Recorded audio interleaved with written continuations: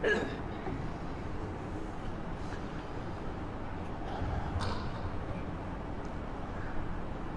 الحمد لله نحمده ونستعينه ونستغفره ونستهديه ونعوذ بالله من شرور أنفسنا ومن سيئات أعمالنا وفتن زماننا من يهده الله فلا مضل له ومن يضلل فلا هادي له واشهد ان لا اله الا الله وحده لا شريك له وهو ولي الصالحين وناصر المستضعفين وقاصم الجبارين واشهد ان سيدنا وامامنا وقدوتنا محمدا عبد الله ورسوله نشهد انه بلغ الرساله وادى الامانه ونصح الامه ومحى الظلمه وجاهد في الله حق جهاده فصلوات الله وسلامه عليه وعلى اله الاطهار وصحبه البرره الاخيار ومن دعا بدعوتهم وسار بسيرتهم الى يوم الدين. مسلمانانی بەڕێز و خۆشەویست، سڵاو و ڕەحمەتی خوای پەروەردگار بڕژێ بەسەر هەموو لایەکدا ئینشاء الله. هۆکارەکانی تاوانکردن لە وڵاتدا، زۆربوون و بڵاوبوونەوەی جەریمە و تاوان و قەتڵ و دزی و تلیاک و نێرگەلا لە وڵاتە، زۆربوونی خیانەت و خیانەتکار لە وڵاتە، هۆکارەکەی چییە؟ ناونیشانی وتاری ئەمڕۆمانە پشت بەخوا. ظهر الفساد في البر والبحر بما كسبت أيدي الناس. زەوی لە سەنگتەری خۆی لایاوە، ئەرز بۆ گەنی کردووە، فەسادی مرۆڤەکان سنووری زەوی تێپەڕاندووە و گەشتە دەریاکان، گەشتە فەضا، گەشتە سەرمانگ. بما كسبت أيدي الناس، هەموویشی خراپی، تاوان و جەریمە و گوناحی بەنی ئادەمە. بۆچی تاوان لە ناو کۆمەڵگادا دروست دەبێت؟ بۆچی تاوانکار تەشەنە دەکەن؟ بۆچی خراپەکار زۆر بووە؟ بۆچی وڵات پڕی بووە لە خراپە و لە دزی و لە کوشتن و لە خیانەت؟ چی بووە ئەم میلەتە وای لێ هاتووە؟ ئەم ئوممەتە موسڵمانە بۆچی وای لێ قۆماوە؟ هۆکارەکانی چین؟ بۆ ئینحرافمان کردووە؟ بۆ خەڵکی تووشی دڵە ڕاوکێ بووە؟ بۆچی وامان لێ هاتووە گەنجەکانمان خۆشەویستی و ئینتیمای نیشتیمانیان نەماوە؟ هەمووی سەری خۆی هەڵەگرێت. ئەوەش کە ماوەتەوە زۆربەی نیوە شەو دێتەوە ماڵەوە، باوکو دایکی نازانێ لەکوێیە. هۆکەی چییە؟ قەتڵ و کوشتن زۆر بووە و دزی زۆڵ بووە و هەڵکوتانە سەر ماڵان زۆر بووە. هۆکارەکەی چییە؟ خەتای کێیە؟ کێ بەرپرسە؟ کێ مقەسیرە؟ کێ مجرمە؟ بۆ وامان لێ هاتووە خەریکە کەس ئەمین نییە لە خۆی، هەر کەسە و خەریکی دانانی کامێرەی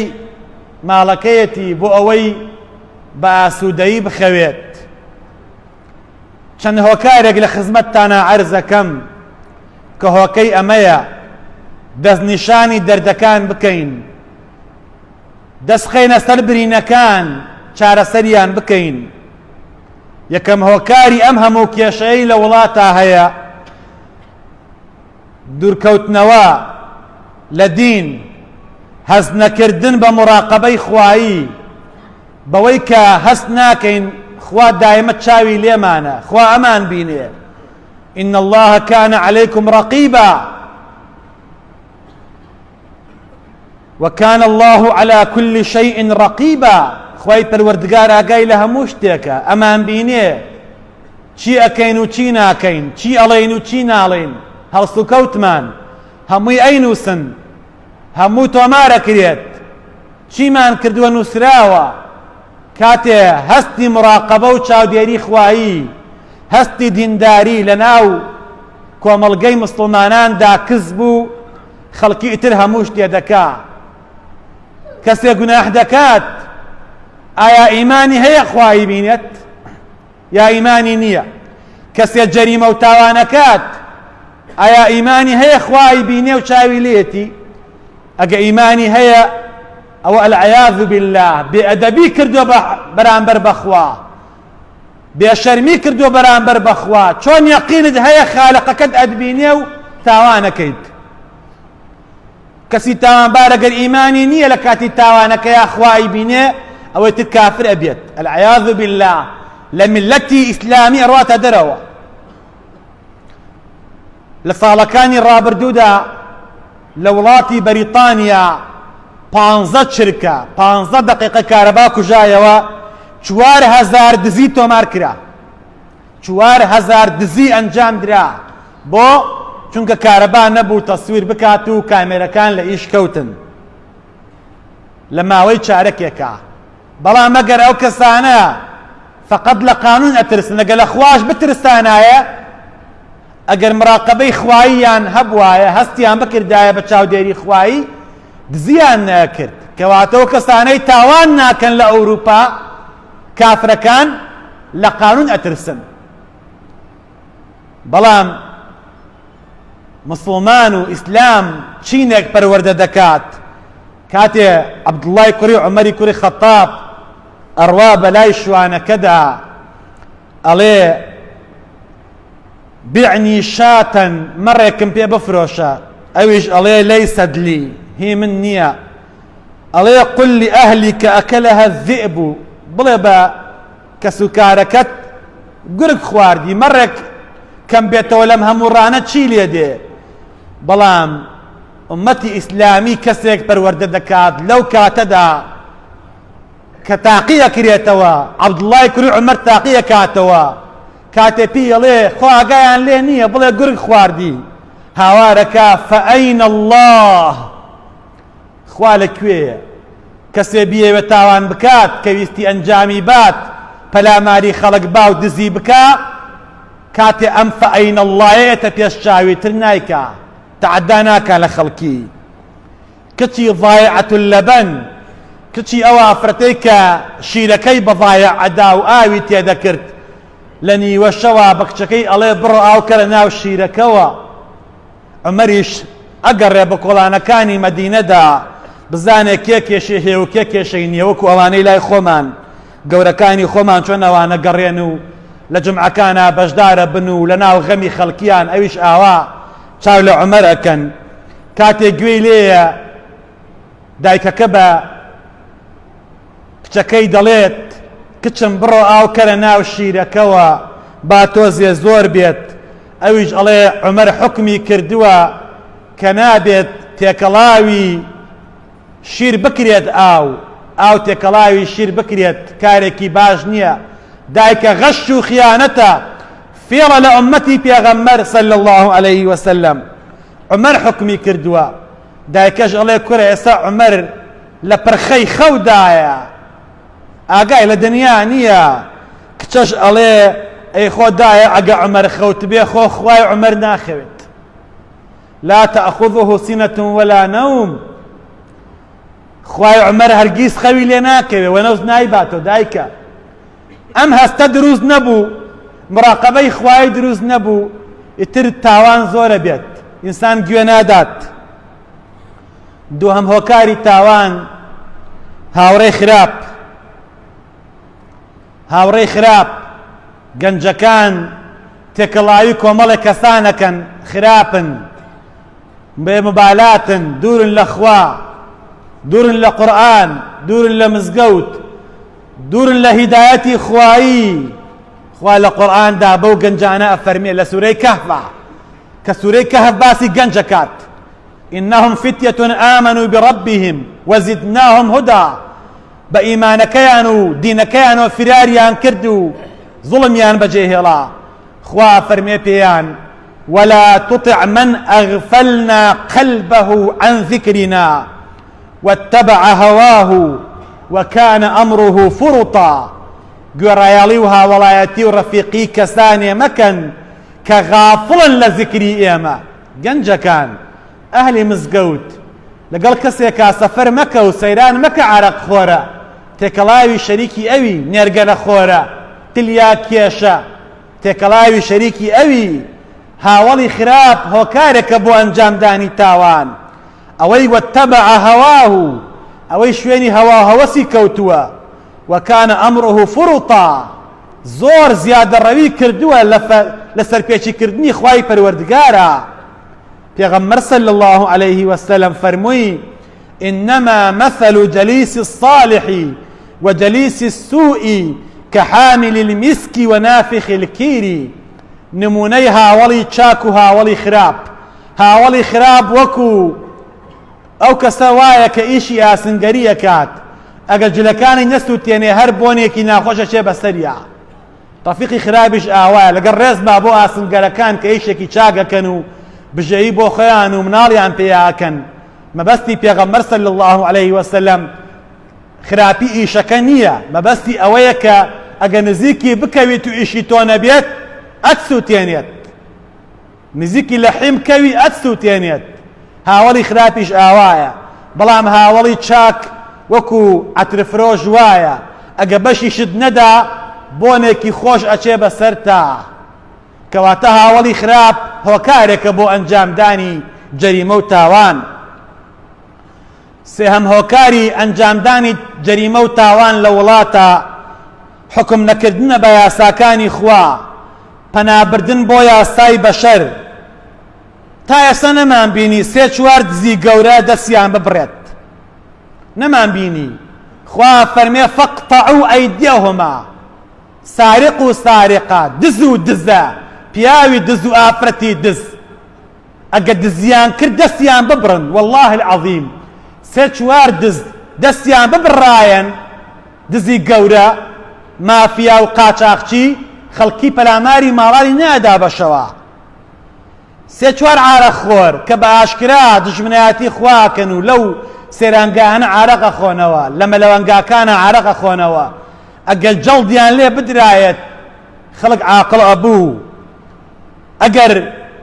قاتڵەکان تیرۆرستەکان هەندێکیان بە پەشچاوی خەڵکیەوە حکوومەت لە سێدارەی بدایەن کێ قەتڵیە کرد کێ پەلاماری خەڵکیەدا دوو سێ قاتڵ لە پێش چاوی خەڵکەوە بکوژرایەن خەڵک قەتڵیە کرد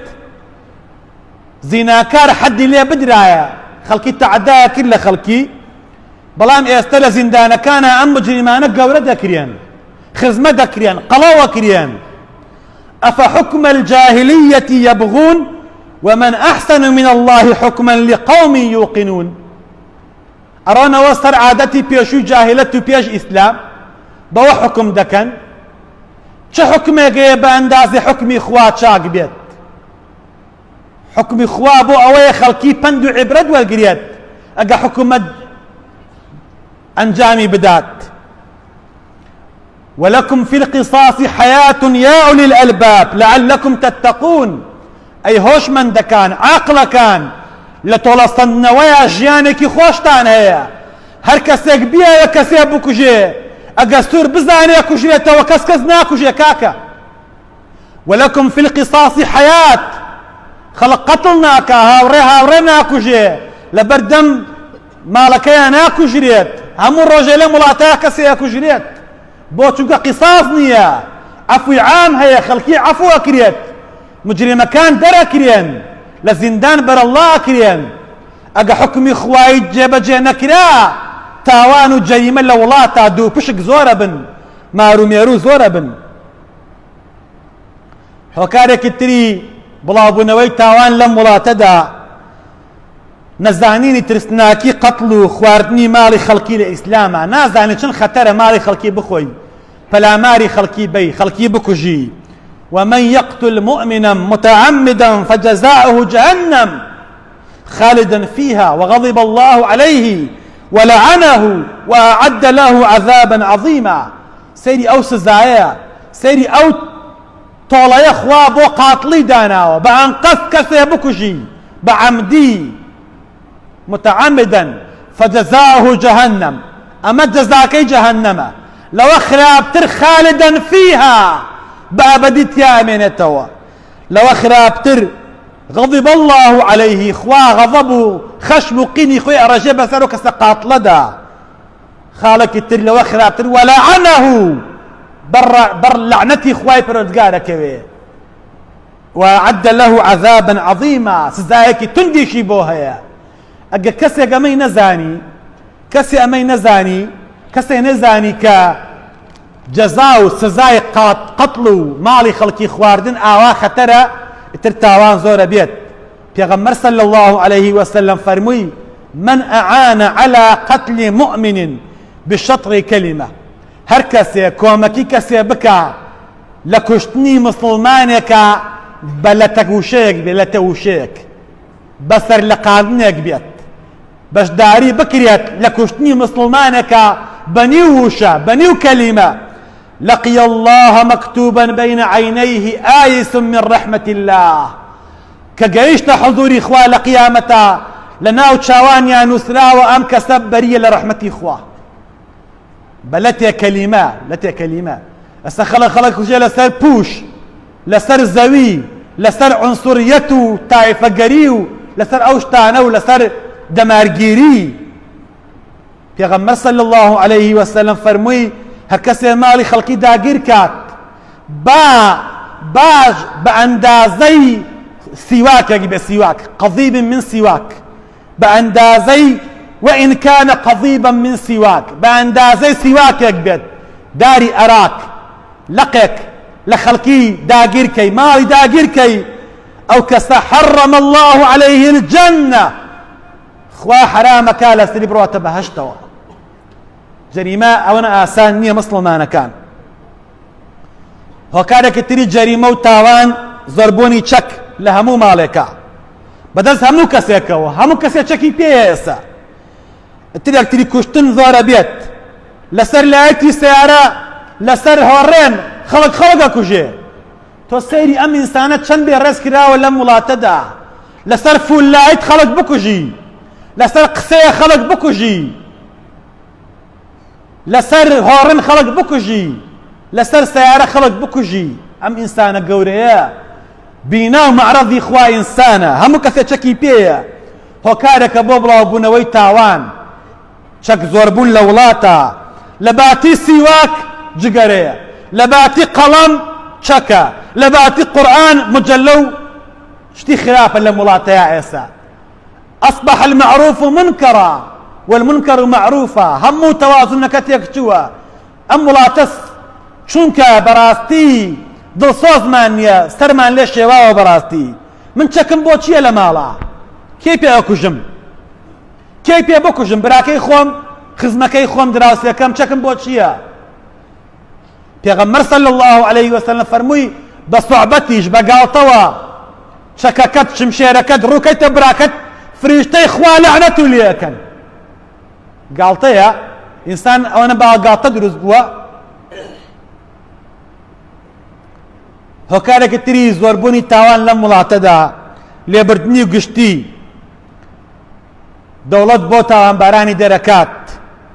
سزايا نادات بخيوانا كالا زندانا خزميانية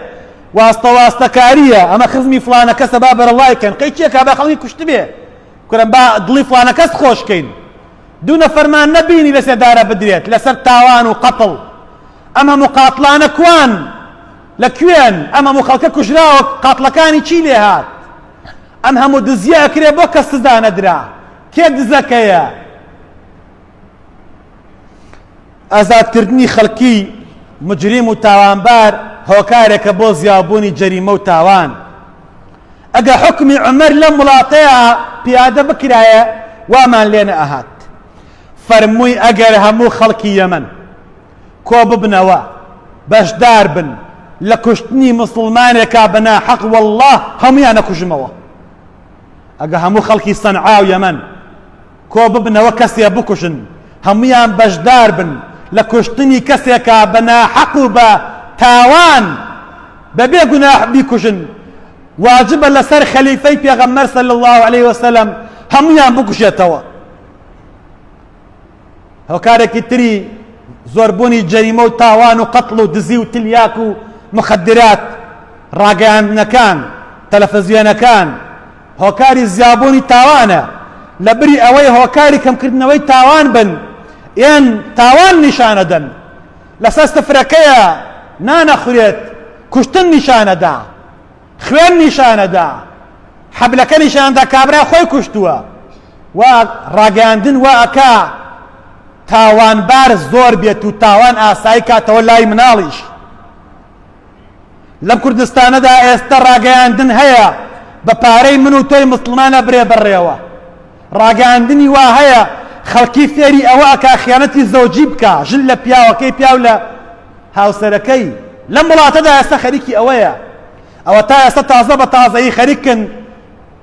تەلەڤیزیۆنێکی کوردی دانێن بۆ سەمای کوردی، هەر ئەوەمان کەم بوو. تەلەڤیزیۆنی سەمای کوردی دانێن بەخێرێ. ڕاگەیاندن هۆکارێکە بۆ ئەوەی کە جەریمە و تاوان و تاوانبار لەم وڵاتەدا ڕەواجی پێ بدرێت.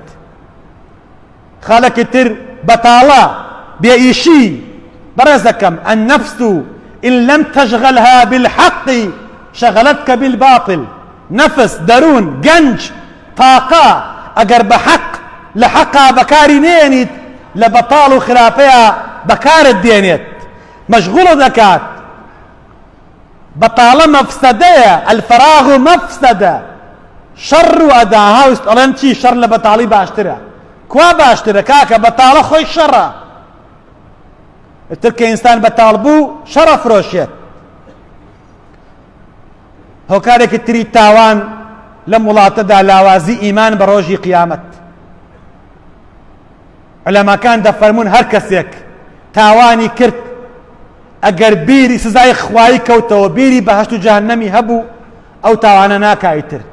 دوورەکەوتەوە لە تاوان. بۆیە بەڕاستی مسلمانەکان تاوانبار زۆر بووە لەم وڵاتەدا، پێویستە کۆنتڕۆڵ بکرێت، تاوان کەم بکرێتەوە، چونکە کە تاوانبار زۆر بوو بەهۆی تاوانەوە سزای خوایی هات، چاک و خراپ هەموو یەگرێتەوە. عائشە فەرمیەی پێغەمبەری خوا صلی الله عليه وسلم أنهلك وفينا الصالحون، ئێمە ئەفەوتین و بە هیلاک ئەبرین ئەگەر پیاو چاکمان تیا بێ. فەرمووی بەڵێ ئیذا کەثر الخەبەث، ئەگەر تاوانبار زۆر بوو بڵێ، خراپە زۆر بوو بڵێ، چاک و خراپ هەمووی تیا ئاچێت، لە پێشا چاکە تیا ئاچێت. لەم وڵاتەدا مسلمانەکان چ تاوانی ئەکرێت، چ خیانەتی ڕوو ئەدا. خەڵکی چونکە کەسانێک ئەیان با بەڕێوە ئیمانیان بە ڕۆژی قیامەت کزەیە هەر نییە، ئەبینی چ سەرانەیەک لەم خەڵکە ئەستەنیرێت، چ گوناحی ئەکرێت، چ خەڵک ڕوودکردنەوەیەکە لێتان ناشارمەوە. ئەوەمان سیارەی پێیە بەلایانی کەم و یەکی 300 بۆ 400 بۆ 500 هەزاری ئەم حکوومەتە قەرزارین. بۆ چونکە هەر جوڵایتەوە غەرامە ئەکرێ، بە ئاشکرا خەڵک ڕوو دەکەنەوە، هەر جوڵایتەوە سیارەکە و کامێرە ئەگرێت و لایتێک بۆ لێ ئەدات و غرامە ئەکرێ. ئەم هەموو پارەیە، ئەم هەموو غرامەیە. بەڵام ئەوەی خۆیان کە جام تاریکە وەکو دڵیان چۆن دڵیان ڕەشە، جامەکەشیان ڕەشە، کامێرە نایگرێت. تۆ سەیری چەند فۆزایە دروست بووە لەم وڵاتەیە، ئەم هەموو غرامەیە، ئەم هەموو پارەیە. بۆ کوێچێ، کێی خوا، کێی با، بە چه سیارەیە ئەبرێت؟ خوا ئازانێت چه خەڵک ڕووکردنەوەیەکە. بۆ چونکە کەسێک کە ئیمانی بە ڕۆژی قیامەت نەبوو، بە زیندووبوونەوە نەبوو، ئامادەیە هەموو جەریمەیە بکات. لە کۆتاییدا دەڵێم ئەو بەکری سدیق بوو بە خەلیفە، جوان گوێ بگرە مسلمان، بوو بە خەلیفەی پێغەمبەر صلی الله عليه وسلم. ئەوەی کە زۆر نزیکی بوو، سقەی پێ بوو، عومەری کوڕی خەتاب بوو، کردی بە قازی مەدینە، کردی بە قازی هەموو مسلمانان کە مەدینە پایتەختی مسلمانان بوو. دوای 2 ساڵ عومەری کوڕی خەتاب چوە خزمەتی خليفي بيغمر صلى الله عليه وسلم أبو بكر الصديق فرمي قربان أميري إيمان داران خليفي بيغمر إخوة صلى الله عليه وسلم إيشكم بوب دوزورو بابيكم بإيشم أبو بكر فرمي أي عمر أيتو قاضي نيت أيتو حاكمي مدينة نيت أيواني إيشم بيداوي قولترين إيش قضاوت فرمي أي أبو بكر سوين بخوا 2 ساڵە من قاضي مدينة كسي قشكاتي لكسي نكردو 2 ساڵە حاكمي مدينة كس نهاتو بلا ظلم من يكراوة تعدام اللي كراوة خوانم رجان راوة مالم داقير كراوة غرامة كراوة 2 ساڵە بإيشم من معاشي حرام من ناقرم أي أبو بكر إيشكم بوب دوزرو أما چه برناميك أم إنسانانا پرورد أكات چه برناميك وأكال إنسان آوا تاوان لولاتا نبي بو فرمي أي أبو بكر أم خلقي منو كردو بقاضيان قضاوتيان بو بكمو حاكميان بم هميان أزانن ما في خويان كامية وما في برانبريان كامية همو كسي موشتي أزانن لبر خوا ما في خلق ناخوا ما في خوشي وأثلنا هنا بو كسي كتر أي أبو بكر من أمشناكم إيش منية معاشي بن ديوار ورناقرم أي أبو بكر الناس على دين ملوكهم باشاكت شون بوتوج آوايت تاريك شوا أحزاب لناوى نقطي زيل سر خيدان راوى بوب أخراب حي تحسس مان نقطي لجيرة أو يفيري بيها ميشة تيرة تحسس يعني تجسس حي تحسس مان نقطي لجيرة بوب تجسس أو يفيري بيها ميشة تيرة كإيما فيري شرقركين كبوين بأحزاب يترشون يكين أما زاني كيف فرميتي بيراميرت 70 ساڵ لەمە پێش ئەمەی فەرمووە 70 ساڵ لەمە پێش ئەم قسەی کردووە پیرەمێرد ئەفەرمێت چی پیرەمێرد ئەمە قسەی پیرەمێردە قسەی من نییە قسەی ئەو کەسەیە کەم کەسێ بوو چاپخانەی هێنایە سلێمانی خەڵکی فێری خوێنەواری کرد نەتەوایەتی زیندوو کردەوە ئەو پیاوە ئاینیە نیشتیمان پەروەرە ئەفەرمێ هەتا وەکو حیزب لە کوردستانە نەبوو هیچ تاکەی کوردی نێزانی خیانەت چییە دزی چییە حرام خواردن چییە حزب فێری هەموو کارێکی خراپی کردین پێش ئەوەی حزب دروست بێ کورد خیانەتی نەئەزانی دزی نەئەزانی پیاکوشتنی نەئەزانی هەموو حیزبە حیزبالی و شەڕەگەڕەک و شەڕە حیزب و شەڕە پەڕۆ قوڕی کرد بەسەر ئەم میلەتەیە کە هەتا ماوە ڕزگاری نابێ مەگە خۆی ڕزگارکە لەم حیزبایەتیە فێری جاسووسی کراین فێری یەکتری کوشتنی کراین فێری خیانەت کراین ئەبینی چ تاوانێکە لە وڵاتەیە ئەکرێت بگەڕێنە بە بەرنامەکەی خوا بۆ ئیسلام بۆ ئەو مجتەمەع جوانەی مەدینە کە چ مجتەمەعێ بوو چ کۆمەڵگایە بوو بۆ هیوایی خوای پەروەردگار کۆمەکیمان بکا بتوانین زڵابین بەسەر تاوانبارانە تاوانبار لە وڵاتمانە نەبێ ئینشاءالله خوا لە گوناهمان خۆش بیت خوای ڕەحممان پێ بکەیت خوای ئیمانمان سەلامەت بکەیت خوای دوعاکانمان گیرا بکەیت خوای ڕەحممان پێ بکەیت یا ڕەبی ئەوەی تاوانبارە لەم وڵاتەیە خوای هیدایەتی بیت ئەوەی گوناحبارە و تاوان ئەکات و خراپە ئەکا خوای هیدایەتی بیت ئەگەر چاک نابێ خوایە و دڕکە خوا لە ناوی بەری پشتی بشکێنی کەرامەتی بشکێنی ئەوەی چاکەی بۆ ئەم وڵاتە ئەوێ خوای چاکی بۆ بکەیت ئەوەی خراپی ئەوێ خوا لە ناوی بەری خوای گیان ڕەحممان پێ بکەیت لە گوناحی باوک و دایکمان خۆش بی لە گوناحی مردووەکانمان خۆش بی خوای شیفای نەخۆشەکانمان بی خوای شیفای نەخۆشەکانمان بی خوای شیفای نەخۆشەکانمان بی هەر کەسێ نەخۆشە و داماوە زەری لە خوای شیفای بی ئەو ڕووداوەی ڕوویاوە لە ڕێگەی دەربەنی خان سلێمانی چەند کەسێ بریندارن خەڵکی ئەم گەڕەکەن خوای شیفایان بیت بەزەوی بە حەلا نابێتەوە خوای گیان شیفای نەخۆشەکانمان بی ئەوە فەرتەی کوڕەکەی لە دەرەوەی وڵات و دوای دوعای خێری کردووە خوایە کاری بۆ ئاسان کەی خوایە کاری بۆ ئاسان کەی خوایە کاری بۆ ئاسان کەی خوایە کاری مسلمانان ئاسان کەی خوایە ڕەحممان پێ بکەیت خوایە بە ئیسلامەتی بمانژێنی بە ئیسلامەتی بمامرێنی خوایە بە شەفاعەتی پێغەمبەرمان خەی آمين الحمد لله رب العالمين وبعد أعوذ بالله من الشيطان الرجيم ربنا آتنا في الدنيا حسنة وفي الآخرة حسنة وقنا عذاب النار اللهم آمين. تو تاني كشنا شو